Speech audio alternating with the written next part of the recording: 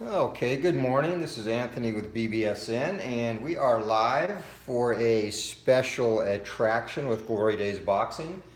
And at the request of our good friend from across the pond, Alan Shaw, we are here today to conduct the inaugural Glory Days Boxing British Commonwealth Heavyweight Championship fight. And this matchup features the test tube leader, Henry Cooper, against Frank Bruno in what should be a interesting bout before a sellout crowd here at Wembley Stadium. And before we get started, just wanted to do another real brief and minor update regarding officials. And based on the card, I thought about doing something graphical down at the bottom, but ultimately, I think for the sake of ease of gameplay, judges, I had already planned to just have a chart of judges and include them with the game that could be added to the score sheet. And Alan Shaw actually suggested the same thing for referees, and since I was heading that way with judges, it made total sense. So we're going to scrap the referees cards, and what will happen, and this is not complete, but with the game, there'll be a printout, and this isn't on card stock yet, but there'll be a card stock printout of basically 20 referees and 20 different judges with the game, all with random attributes. Some will not affect the fighter, and that includes both referees and judges. Others will have biases for certain scenarios, and others will be, of course, for the referees, either slow or quick to stop a fight, or tough or lax on fouls. So the way that they will be selected, and I've researched, I'm going to do 20 of each for release, and I've researched and rated 15 judges and 10 referees thus far. So basically the way the game will work is you can either select an official, 3 judges and a referee, or they'll be numbered 1 to 20. You simply roll a 1d20 and select a referee and do the same thing 3 times for judges and just take what the game gives you. So that piece will add a little bit of randomness to the game, and then you would just add them appropriately here on the scorecard. And for this particular fight, Richard Steele will be the ref. He is lax, so it will be -1 to foul ratings, which means fouls will be harder to occur. Louis Moret and Harold Letterman, no adjustment to scoring. And the third judge, Gwen Adair, tends to show a little bit more favoritism toward the fighter scoring the most punches in the round. So you see her ratings there for a 1 to 4 point differential. 1 to 12 goes to high, 5 to 8, 1 to 16, which is different from the standard chart, which would be 1 to 11 goes to high on a 1 to 4 punch differential, and 1 to 15 on a 5 to 8 punch.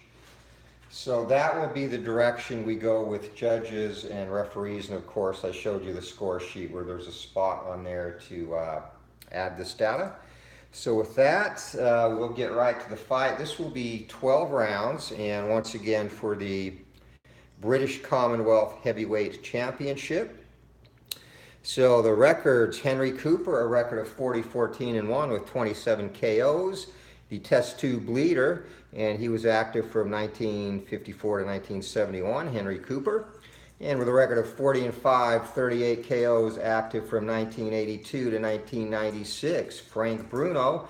And their particular traits for Cooper, his trait is bleeder, which means if we do ever have to roll on a stoppage due to a cut, the range of the stoppage will be increased by 2 to his stoppage checks. And Frank Bruno, he has the Hail Mary trait, and that reflects his ability. And Alan Shaw has joined us, and just talking about you, Alan, welcome to the fight. Frank Bruno, because he is dangerous with his power even as he gets fatigued, if he is behind in the last 2 rounds of a fight, +1 will be added to his power rating. So there are the traits for these 2 fighters, and with that we are set to get underway. So here comes the opening bell, and with that, they will both come out rolling. Cooper in the red corner and Bruno in the blue, and we are set to fight. Stamina, 12-round bout, Cooper's adjusted stamina is 80 and Bruno's adjusted is 70. And here's my prediction. So what's your prediction for this one, Alan? Just out of curiosity. I was a big fan of Bruno. I've only seen Cooper fight on YouTube, but know he was a very tough fighter who just unfortunately cut like wet tissue paper, but definitely capable. I think this is going to come down to, well, Cooper's cuts will come into play. If a cut check does come up, he's either going to cut and swell on a roll of 1 to 16 on the 1d20. And of course, on his fighter-specific cut swelling chart, he has a much higher range of both cuts and gashes around and above the eyes than other fighters. Bruno, of course, has that great power. His big weakness is stamina. It would only be 60 for a 10-round fight, and again adjusted to 70 for a 12-rounder.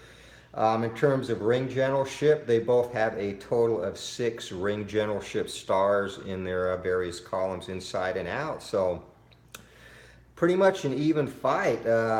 Cooper, I think, has a little bit better chin. Both of them, if they do get knocked down, are susceptible to be KO'd. So Alan Shaw's going with Cooper if it goes past 8. I tend to agree. I'd say Cooper for a decision if it goes past 9. But I think Bruno is going to get this done, and I do agree. Cooper with the heart, Bruno with the head. So here we go. First round is underway, and it's going to be inside for Cooper and outside for Bruno, and they are both no stars in those columns, so it'll be even. And Cooper will go first because he's in the red corner. Neither fighter on defense this round. Cooper from the outside misses, and Bruno 60, and they're both going to miss to start the fight, and still nobody has asserted themselves and taken momentum. Second segment, 1 star outside and no stars outside, so Cooper takes momentum in the second segment here, and this will be outside. And Cooper would have been a possible knockdown, but he misses, and Bruno with a chance to counter can score a knockdown, 1 to 70 counters, and he has got a counter shot. So right away, 40 seconds into the fight, Bruno, and Cooper goes down. Is he going to get up? And he does get up, but Bruno, a big shot there, puts Cooper to the deck. Cooper up at the count of 7, and he is shaken. So segment 3, Bruno is going to be in control, and Cooper will be hurt. And Cooper will not get any action, and this will take place on the inside. And here goes Bruno on the inside, and it is going to be a clinch. So Cooper, a very close call as he goes down 40 seconds into the fight. And he's able to get up and survive that knockdown. I do not have Harry Gibb as a referee. Referee in this one is Richard Steele. Fourth segment, and Bruno with momentum still. And this will be inside for Cooper and inside for Bruno. Bruno has this 2 stars to 1, so he will be on offense. Cooper defense, and Bruno, and we have double zeros, and that is going to be a 4-point jab for Bruno.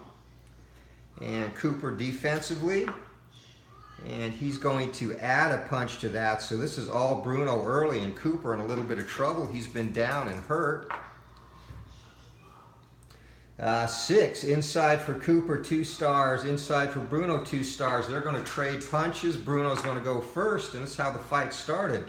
And 41, that is going to be a wicked 4-point uppercut for Bruno. And 6, another possible knockdown. We'll come back to that. Cooper already down once in this round. And Cooper from the inside, he lands a 4-point uppercut of his own, and 6 outside of his power range. So Bruno going for the knockdown again, and again Cooper is down, and is he going to get up this time? He does, barely again, so down twice in the first round. And Cooper showing that heart that Alan Shaw has commentated on, but he's going to be hurt again this segment. So this is going to be all Bruno, no action available for Cooper. This will be on the inside, and 24, and that is going to be a 4-point hook. So Bruno now getting up into the range where it's possible TKO. He is ahead by 11 points. If he gets up to 15, we will stop the fight. And actually, my bad, in that segment, we're going to roll for a TKO because he landed a power shot while Cooper was hurt. So Cooper not out of the woods. His will rating is 6. And he is okay. So we move on to segment 7. And 3 knockdown rule is not in effect. We don't do it that way in England now. Come on. Inside for Cooper and outside for Bruno. And Bruno retains control. We're going old school where you can have 16 knockdowns. And 95, that would have been a potential cut. Instead, it is going to be a foul. And again, Richard Steele is lax, so that will not be a foul. That's 1 punch landed, and Cooper does not affect that. So Bruno, heading into the final 40 seconds of the round with a big lead, 16-4. And it's going to be inside for Cooper, outside for Bruno. Neither has a star there, so they'll exchange punches, and Bruno goes first. And Bruno, and again, this will take place on the outside, so 24 on the outside is a 2-point cross. And no knockdown possibility there. Cooper fires back. And Cooper, 16 from the outside, and he has a potential knockdown, landing a 2-point jab there. And let's see if Bruno can survive this. Bruno a chin of 5. And Bruno goes down. Both fighters down in the opening round, and Bruno gets up, and we head to the final segment. Bruno will be hurt. So this is started off as a complete war, and Cooper will have all the actions in this segment. Bruno trying to cover up, and Cooper from the inside, 38, and he is going to land a 3-point uppercut as the bell rings. The crowd is going crazy. So what a first round. Both fighters throwing everything they have. Cooper was down twice, Bruno once. And final scoring, Bruno landed 18 punches in that round, Cooper 9.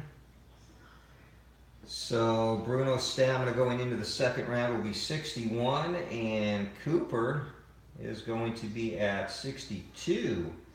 So stamina definitely going to come into play for both fighters, as this is a 12-rounder.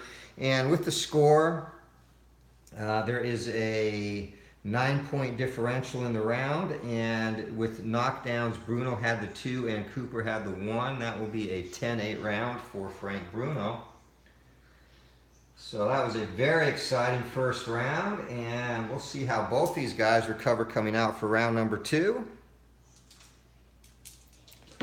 And Bruno, actually Cooper will start this round with momentum since he finished up the last round, and here we go. Bell rings. And it's going to be outside for Cooper, outside for Bruno. Bruno takes control, has momentum. Cooper will be on the defense, and Bruno from the outside misses, and that was a potential knockdown if Cooper lands the counter shot 1-6, and he does not. So nobody scores there as we head into segment 2. And 6 inside for Cooper and outside for Bruno. This will be Cooper now with momentum. Attacking from the inside, Bruno on the defense, and 59. And that is going to be a miss. And if Bruno lands the counter, he can get a knockdown. He does not. So these guys are throwing bombs early here. I can't remember this many potential knockdowns so early in a fight. And from the outside is Cooper. Bruno on the inside takes momentum. And from the inside, Bruno, he is going to miss 83, and that's going to be a clinch. So he has momentum, but nobody scores as we head to segment 4. So both fighters still looking to get a meaningful blow in this round, and this is outside. Both have 2 stars there, so they'll exchange punches. Bruno goes first, and 91 from the outside, and that is another clinch. So maybe Bruno trying to conserve energy already. 5 and 3s, we head to segment 5. And from the outside is Cooper, and outside is Bruno. Bruno seizes momentum. He'll go, and Cooper will be on the defense. And 30, And we have yet another potential knockdown here, and that is going to score.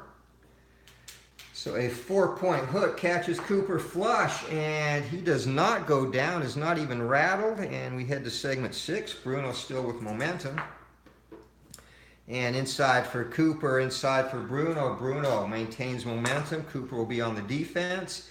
And 19 from the inside, that is going to be a 18, sorry. 18 will be a 2-point cross, and Bruno, or Cooper, is potentially cut. So again, 1 to 16 on the 1D20, and 14, we go to the cut swelling chart, and a 9, and that is going to be a cut over the right eye. So right away, Cooper, living up to his nickname of the test tube bleeder, is cut over the right eye. And we head to the next segment. Bruno still with momentum. And you knew that cut would happen sooner or later. 1 inside for Cooper and inside for Bruno. Bruno still has momentum. And he is kind of dominating this early here. Inside, that is going to be a miss, however, and with a chance to counter is Cooper, and Cooper lands a 2-point cross and takes momentum back as we head to segment 8. Segment 8, inside for Cooper, outside for Bruno. Bruno takes back momentum. Cooper will be on the defensive here. And from the outside, it's going to be another potential knockdown, and a big 4-point hook lands, and Cooper, does he go down again? He does not, and he is not hurt. Actually, my bad, he is stunned. So a 9, and again, 4 to knock him down, and up to 9 will stun him. So heading into the last segment, if Bruno lands a power shot here, he can check for we'll check for a TKO. And here we go, 6, that'll be from the inside, and 34. And again, Cooper is hurt, so Bruno's power rating goes up to 9, which in 8 means another potential knockdown. 34 is going to be a 3-point hook, and Bruno, let's see if Cooper can stay on his feet. A big shot, and 9, and Cooper does stay up. He's still rattled, but the bell will save him. So a big round for Frank Bruno. He won that by 13, and Cooper did not land a single shot. So still probably feeling some after effects of that first round. So Bruno will retain his stamina, and going into round number 3, Cooper will be down to 49. And a 13-point differential in the scoring here in terms of punches landed. And Alan Shaw saying another potential 10-8 round. Cooper did stay on his feet, so let's see, 13. 1 to 18 would be 10 to 9, and 19 to 20 would be 10 to 8. So it's going to be 10-9. 10-9 and 10-9. So across the board, and this kind of lines up with what we expected. Bruno, he's come out strong, and Cooper just trying to weather the storm and drag him into deeper water right now. Bruno very dominant. Here we go, round number 3. And both on the inside, and Bruno has the momentum. And 19, and another potential cut, and it's going to be a 4-point jab. And again, 1 to 16, Cooper will take another, some more damage facially, and he is cut or swollen, and he gets a bloody nose now, so bleeding above the right eye and has a bloody nose. As we head to segment 2, and Bruno is in charge. 4, outside for Cooper, outside for Bruno. Neither has a star there. They'll exchange punches. Bruno going first. And 71 from the outside, that's going to be a miss. Cooper gets his shot, trying to get back into the fight, and 97 will be a potential foul, so he'll land a punch. And again, Richard Steele is lax, so 1 to 4 is needed for a foul, and Cooper gets a 2. And 12, he's going to be warned for holding. But he will take back momentum for segment 3, so a lot of action going on early in this one, and here we go. 6 inside for Cooper, and 2 is going to be inside for Bruno, and Cooper finally seizes momentum. Bruno will be on the defense this segment. Cooper needs something big to happen here, and 6 is not going to get it done power-wise, but he does land a 3-point hook, and Bruno defensively, and a 2, he will partially block one of those punches. We head to segment 4, and Cooper's still in control. 3s, that's going to be outside for both. They'll exchange punches as they both have 2 stars there. Cooper will go first. And from the outside, 32, a 2-point cross for Henry, and Frank Bruno fires back. And the Beast, 15, he's going to get a 4-point cross in, and he lands the greater volume of punches, so he'll have momentum going into the next segment. And 6 is going to be 2 stars inside for Cooper, 1 for Bruno. Cooper will take momentum back. Bruno will be on the defense here, and Cooper from the inside, 17, that's going to be a 4-point hook and a potential knockdown. So these guys are throwing bombs, and let's see if Bruno can keep his feet. He does, and he will not be hurt, so he shakes that off. But going into segment 6 now, Cooper having his best round of the fight to date.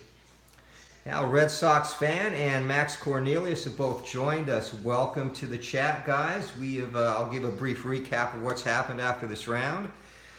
Segment 6 of the 3rd round, and outside for Cooper, inside for Bruno. Bruno takes back momentum. And 36 on the inside, that is going to be a 2-point hook and another potential knockdown. And Cooper, he's been down twice in this fight already. He's down again. And the referee is counting. 6, 7, 8, 9, 10. It is over. A 3rd round knockout for Frank Bruno.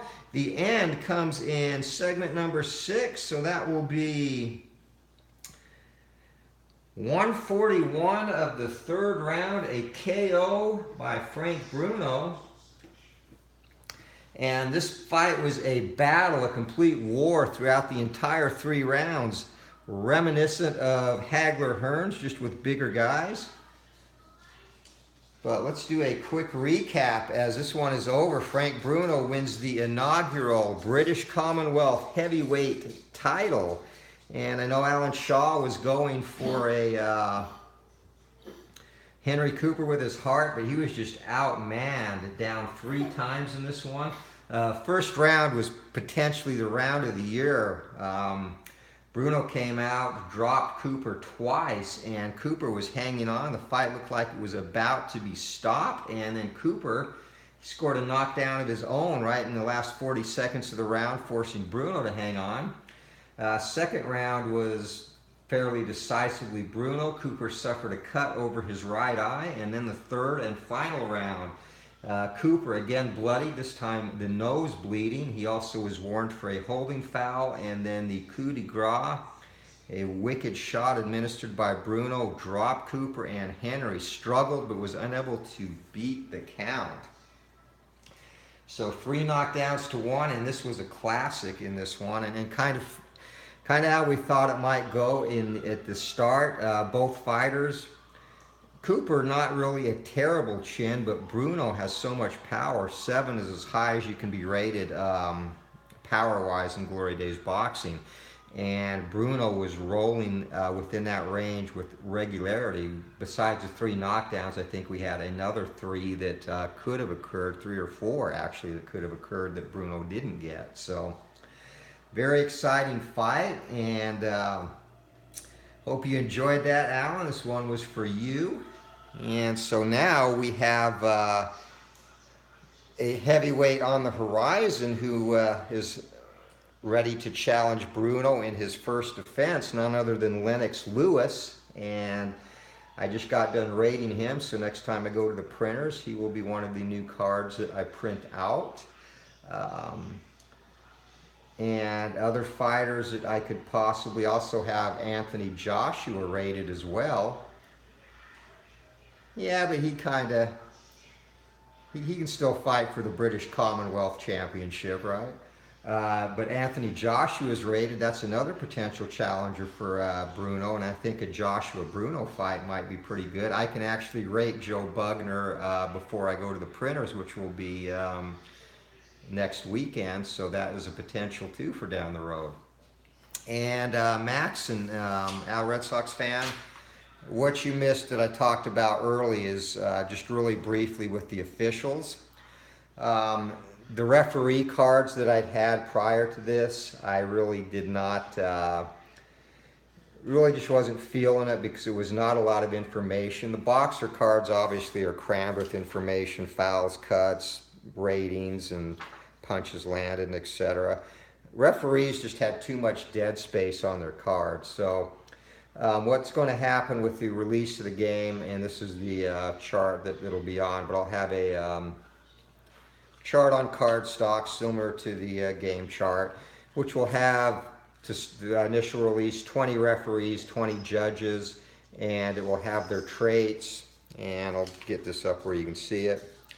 So you can see the ones that I have researched and rated thus far, and their traits here. So you'll be able to fill those into the score sheet, and there's a spot on the score sheet where all that will go. And basically you can either pick them specifically for the fight or roll the 1d20, and 6 would be Harry Kessler, the referee, and then roll the same for the judges. And that just kind of gives some randomness so that each fight's different. And again, totally optional. You can either pick them yourself or let the mystical 1d20 pick them. So that will be how the officials will be factored in. And that just leaves more room in the tabletop for, of course, the boxers and the main game chart, as well as the still to be disclosed pre-fight chart, which is coming up, which I'm working on. And I'll go into a little more detail about the pre-fight chart. That's going to fighters that don't have a personality trait. And again, that'll be geared mainly for the fictional fighters whose cards will have a personality or character trait. Real life boxers will not have that on their cards because I just don't want to go down that road, but I will include a separate sheet which has an optional trait that you can use. And if they're just normal personality types, you roll, and there's a chance for a pre-fight or fight week event, and a chance that nothing does happen. If they do have a specific trait, it's more likely than not you'll go to that specific chart and roll for an event. And that could be, they get bonus for interviews, they get penalized for something they say in the press, or inspire their opponent. And again, that will be revealed as we get further along in the development cycle. So let me just catch up with you, chat.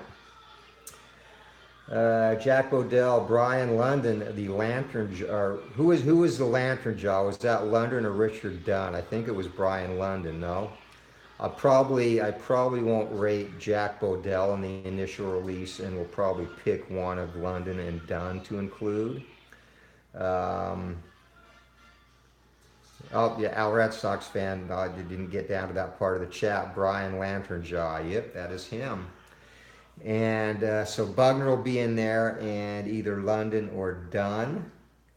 And will probably be it for the British fighters. And again, if there's anyone else you would like to see in the initial version, I think I've got 40 heavyweights rated currently, so another 60 to go. And I want to get a good mix. Others that are not rated yet that will be from champions will be, of course, Joe Louis, James Jeffries, James Corbett. I already rated. He's just not in the current card set. Gene Tunney, of course, will be in there. The Bear Brothers, Max Schmeling, Jack Sharkey. Then some more modern heavyweights. Dwayne Bobbitt will be included. I actually did rate Primo Carnera, the Ambling Alp, the other day. He is not yet. Let me see if he is printed out. I know he's rated. I do not think he's printed out, but I will check for you. Carnera really was definitely wasn't an elite heavyweight champion, but he was not as terrible as history sometimes makes him out to be. And we know that the mob was involved in a lot of his fights. Um, but he had, for his size, he had a fair amount of skill, and again, certainly not top 20 or maybe even top 30 worthy. But I kind of classify him in the same category as Jess Willard, a capable heavyweight, a big heavyweight, and he was susceptible to getting knocked down, but he was able to regain his feet quite a bit. And I don't have his card, but he is definitely rated. Others, of course, you have to have Ken Norton and Joe Frazier, Larry Holmes. Some of the other fighters from that era, Ronaldo Snipes, Dwayne Bobbitt, I don't know if I mentioned him, I possibly did. Jerry Cooney, of course. Michael Dokes, Buster Douglas will be in there. And then in current heavyweights that I have rated but not yet printed, I mentioned Anthony Joshua, the Klitschko's, Deontay Wilder, of course, Povetkin, who is fighting Joshua in his next fight when it should be Joshua going against Wilder, but boxing politics again. And so those will be some of the fighters that will continue to be added. Then, of course, a lot of fringe contenders. If you played the original title bout game, you remember Mel Turnbow, and Mel Turnbow is a big tomato can who, in everybody's universe, just seemed to score one dramatic upset, so he'll be in there. Peter McNeely, who Tyson obliterated in one of his comeback fight, I believe, after prison, one of the first two. Bombardier Billy Wells, he's actually one of my favorite fighters from the quote-unquote White Hope era, when Jack Johnson was champion, so he will be in there. Decent fighter too. He was pretty chinny though, so don't know how much noise he'll make. Another fighter, Dwayne Bobbitt, always interests me, a Red Sox fan. He just could not get over the hump. Whenever he had that big fight, it just couldn't come through. He lost to Teofilo Stevenson in the Olympics, and that was his big rallying cry. I remember an interview before he fought Ken Norton, and he considered that it was obviously a huge opportunity, and he said this was the fight to get the rosin off my knees, referring to his stoppage by Teofilo Stevenson. And of course Norton starched him, I think in round 2, I believe. So that was unfortunately probably the closest he came to getting to the elite level. Was still an interesting guy. He'll be included in there. And he was a very good amateur. If Stevenson hadn't been around when Bobbitt was in his prime as an amateur, he probably could have been an Olympic champion. And I just don't think his style translated that well, because in that era there was a lot of great heavyweights. You had still Norton hanging around, Frazier, Holmes was up and coming, other guys I mentioned, Snipes, Quick Tillis, Mike Weaver. The 80s actually had a fairly good crop of heavyweights. Not some of them not amongst the best of all time, but definitely better than today's crop, top 10 wise, I think. And he did beat Stevenson in the Pan Am Games. Watch YouTube video, linear heavyweight. 45-round fights. That's something I'm actually toying about using for an option in the game, is if you do bare knuckles, because there will be some fighters from the Jake Kilrain, who was a big 75-round fight with Sullivan. And if you guys really want an interesting or cool read, check out the book on John L. Sullivan, and I forget the name. I'll mention it later. I'll probably do a little commentary about that fight. But yeah, Kilrain and Sullivan went 75 rounds, and just the hoops they had to jump through to avoid the law to put that fight on. And one thing I found very interesting, which I didn't know prior to reading that, is at that time they would give the fighters whiskey between rounds. And obviously their rounds weren't, you know, timed 3-minute rounds. It was you fought until you were either dropped by a punch or you were thrown to the ground, as that was fought under the London prize ring rules, not Marquis of Queensberry. So, you know, some of those rounds only lasted 20 seconds, but some lasted more than 3 minutes. And when you have a 75-round grueling fight, and you're in the blazing sun, it was in Mississippi, and you're getting fed whiskey between rounds. Kilrain, both fighters were drunk by the end of the fight. And Kilrain actually, they thought he might die if the fight had gone on. I think it was mentioned by one of the doctors who attended him, he would not have made it, because drinking alcohol and fighting in the sun obviously dehydrates you, so not a very wise thing to do there. But yeah, very interesting book, both on the fight itself and about how Sullivan trained. He trained with a famous wrestler at the time, and God, it's been a while since I read it. I believe Paddy Muldoon.